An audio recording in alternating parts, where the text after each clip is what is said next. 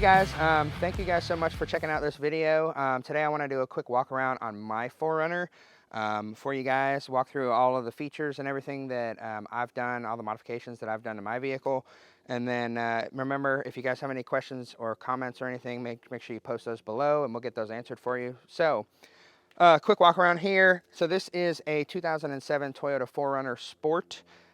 This particular model I've done a few upgrades on. This is the Pelfrey built front bumper with the bull bar. Pelfrey built also makes one that has a third hoop here. I just like the simplicity of the bull bar. Inside of the Pelfrey built bumper, I've got a 12,000 pound Smitty built winch.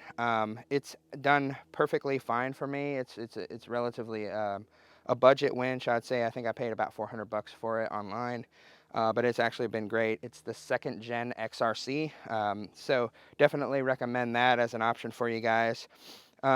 If you take a look at the front of this vehicle, it looks very different from any other 4th gen 4Runner. So I'm in the process of and nearly done doing a 2015 Toyota Tacoma front end swap. So this is relatively popular. Well, really not that popular. There's several people on Instagram that have done this modification. So I removed the fenders, the grille, the headlights, and the hood, and replaced all of that. So this is a McNeil Racing fiberglass fender, wide body fender. This is the medium width, so it's not as wide as it could be. These came off of a newer model Tacoma. This I actually got on Amazon, and I added my lettering to it. This is just a generic replacement front grille for a 2015 Tacoma, and then I got this 2015 Tacoma hood that I've all gone through and painted. I've done a coat on it. I do want to go back and do some more coats, but overall it's looking pretty good. I'm trying to get all the lines lined up, so we're getting really close here to being done with this modification.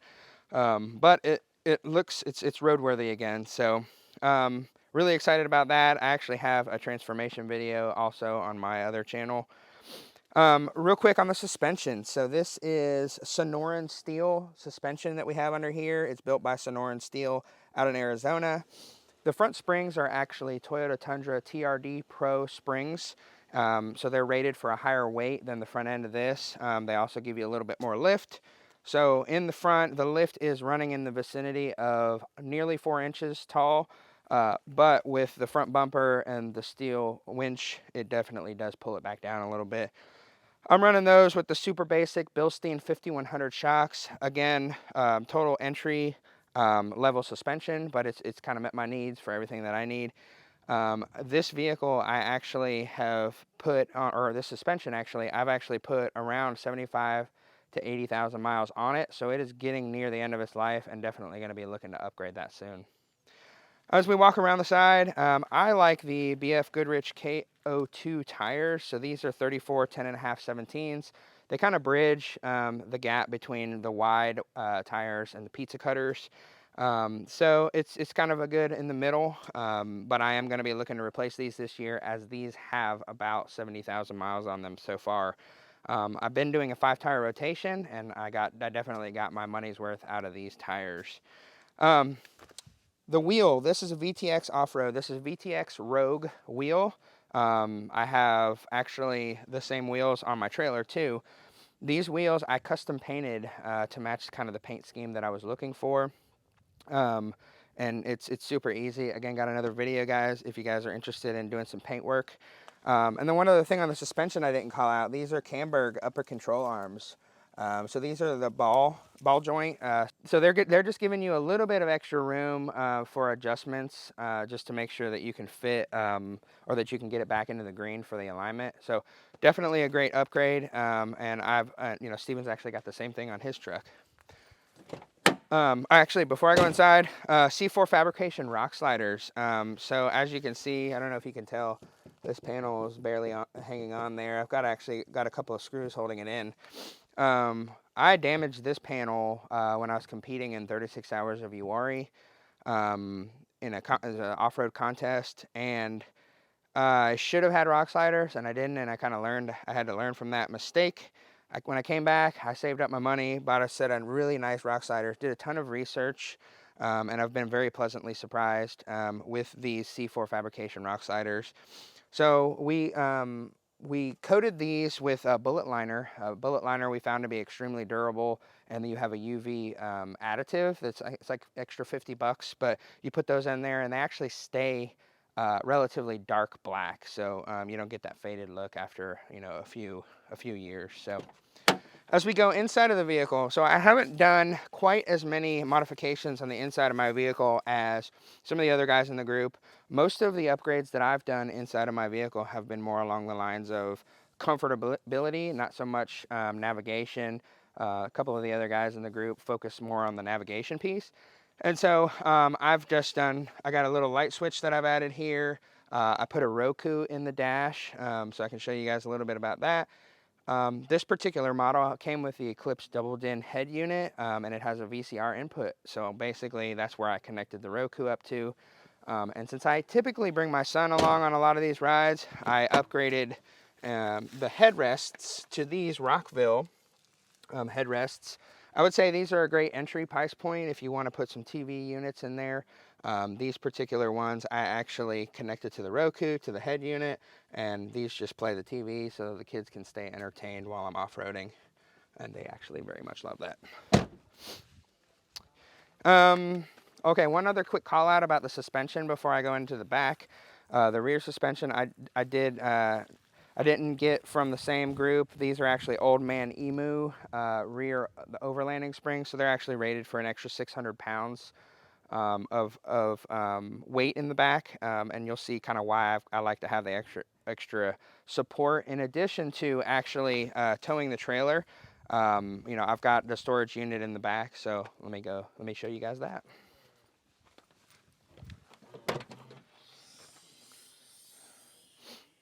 All right, so here's the backspace of the 4Runner. So this is a custom storage unit that I built.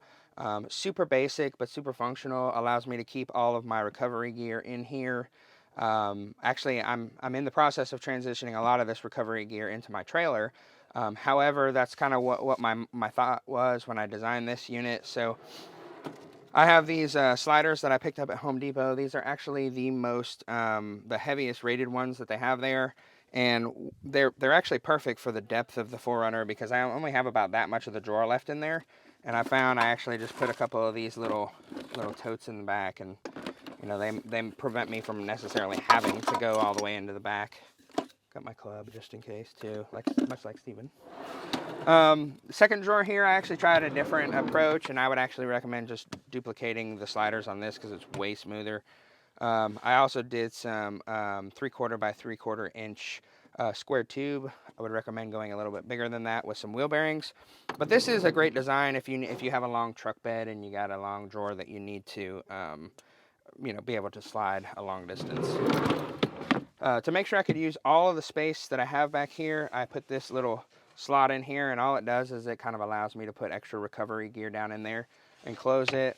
The original model that I have, which Dan might still have it in the back of his 4Runner, goes up to about here. And so I basically got this much space back by putting it on the side. And then I was able to lower the height of this. I decided to make this go all the way up to the top for two reasons. We've got the light, some lights that I put up here. But also you can put all of your soft camping gear on here. And then you don't have to worry about it falling over on the refrigerator when you're packing and unpacking. I am running the Dometic CFX 75 DZW, so this is a dual zone setup, exactly the same one that Steven has in the back of his rig. I typically, you'll see me wheeling with both the 4Runner and the Lexus, so I don't have a slide set on mine, so I can very quickly and easily move it between vehicles. A similar setup though, where we've got the two zones. You've got your freezer in the back and then your refrigerator in the front. So again, great model. Highly recommend these refrigerators. I think they're super durable. I've used them around my house. I've used them for parties, all kinds of different scenarios. So that's the 4Runner. What am I planning on doing next? I know a lot of the other rigs in our group are a little bit farther along in their build than I am. Love to get a rear bumper at some point, and love to get an actual functional roof rack. So definitely got some things in the works for those. And then really quickly, since they kind of talked about their rooftop tents, I actually purchased a Tentrax trailer. And so this is where my tent lives. This is how I camp. I can hook this up behind my Lexus or behind my 4Runner.